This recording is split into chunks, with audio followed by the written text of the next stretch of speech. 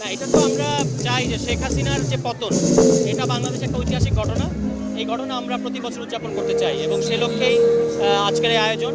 এবং আপনি দেখতে পাচ্ছেন যে হিউজ ক্রাউড, তারুণ্যের একটা বিরাট সমাবেশ। এরকম কালচারাল প্রোগ্রামের মধ্যে দিয়ে আমরা জুলাইকে বাঁচিয়ে রাখতে চাই।